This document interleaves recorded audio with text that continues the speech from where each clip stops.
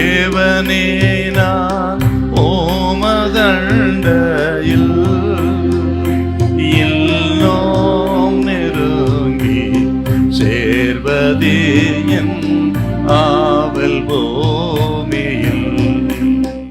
ரோமர் 9:21.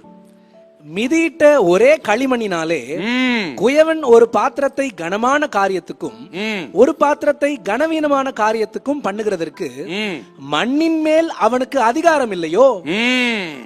பாத்தீங்களா?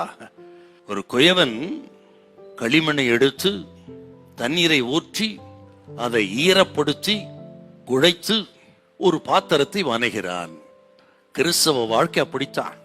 எங்கோ கடந்த நம்மை ஆண்டவர் கரத்தில் எடுத்து வசனங்களின் தண்ணீரை ஊற்றி நம்மை நன்றாக மிதித்து உருவாக்கி பரிசுத்த ஆவியை கொடுத்து நம்மை மென்மையாக்குகிறார்.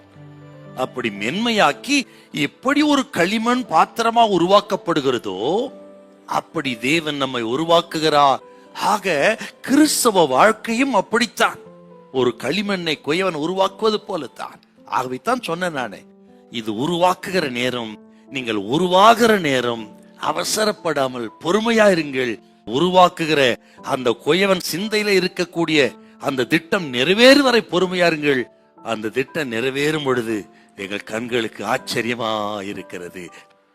இப்படி களிமண்ணை எடுத்து தண்ணீரை ஊற்றி ஈரப்படுத்தி மென்மையாக்கி அவன் உருவாக்கும் பொழுது அந்த களிமண் மீது முழு அதிகாரமும் குயவனுக்கு இருக்கிறது. அப்படி முழு அதிகாரம் இருக்கும் பொழுது தமது சிந்தையிலே இருக்கிற அந்த சித்தத்தின்படி திட்டம் அங்கே உருவாகிறது என்றால், அப்படி அந்த களிமண் அர்ப்பணித்து விட்டா இனி அந்த களிமண்ணுக்கு சொந்தம் அல்ல, முழு அதிகாரமும் குயவனுக்குத்தான். அதே போல் ஒரு கிறிஸ்தவ வாழ்க்கை ரட்சிப்பின் அனுபவத்துக்குள்ள வந்து அர்ப்பணித்து விட்டால் முழு அதிகாரம் அப்பன் இயேசுவின் கரத்திலே இருக்கிறது. அவர் சித்தம் சிந்தை நமது வாழ்க்கையில நிறைவேறும் பொழுது அது ஆச்சரியமா இருக்கும். ஆகவே தான் 1 கொரிந்தியர் 6:19-20 நாம் கிரயத்து கொள்ளப்பட்டவர்கள், நான் நமக்கு சொந்தமானவர்கள் அல்ல. களிமண்ணின் மீது குயவனுக்கு முழு அதிகாரம் இருக்கும் பொழுது களிமண்ணுக்கு எந்த உரிமையும் கிடையாது. அதே போல் இந்த நேரத்துல யாரோ எவரோ எங்க இருக்குன்னு தெரியாது. ஆனால் எந்த நிலைமையில் சூழ்நிலைந்தாலும் சரி, அவர் நமது நல்ல தகப்பன். ஆண்டவர் இயேசு நமது பரம குயவனாய் இருக்கிறார். களிமண்ணை போல நம்ம அர்ப்பணித்து அவர் வழியிலே அவர் செயல்பட விட்டு விடுங்கள். அப்பொழுது நம் வாழ்க்கையில் ஆச்சரியம் நடக்கும், அற்புதம் நடக்கும்.